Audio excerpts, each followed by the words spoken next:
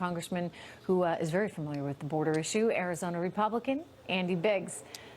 Congressman, are the policies that this administration is putting in place, are they working as deterrents in any way? Is that why we're seeing a decline? Yeah, I think so. There's a couple of things that I think are important.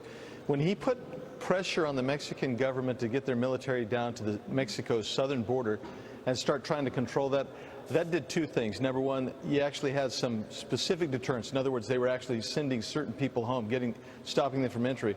The second thing is you dissuaded a lot of people from actually coming there. So that's one reason.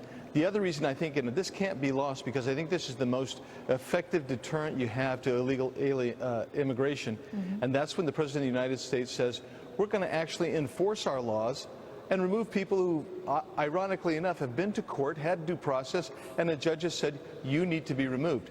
I think even the words that he said about 2.5, 3 weeks ago to initiate that, I think that had a deterrent effect as well. And I think once... Plus, he's announced, right, that he's 1 million people are going to go? Yeah. So if that begins to be implemented, you will actually see this dry up on the border again. The reason I say that is every time we've seen a president or an administration, particularly this president, say we're going to have zero tolerance, guess what happened? The rate of illegal immigration across our southern border dropped like a stone.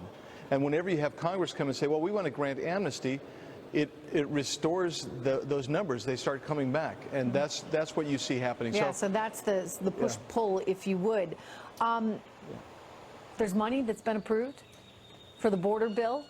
How does that help or hurt? I mean, you know, in some ways you might say, okay, well, you know, now they're going to have beds and everything at detention centers, which, by the way, they should. Right. But, you know, if you're someone, how much are people in Central America paying attention, if you would, to all that? They're paying very close attention to that. There is basically a couple things that happen. Number one, there's a grapevine that goes all the way down, and you know this, Trish, from your experience, goes all the way down to Central America and even to South America a bit. They know what's happening on our immigration laws on our border.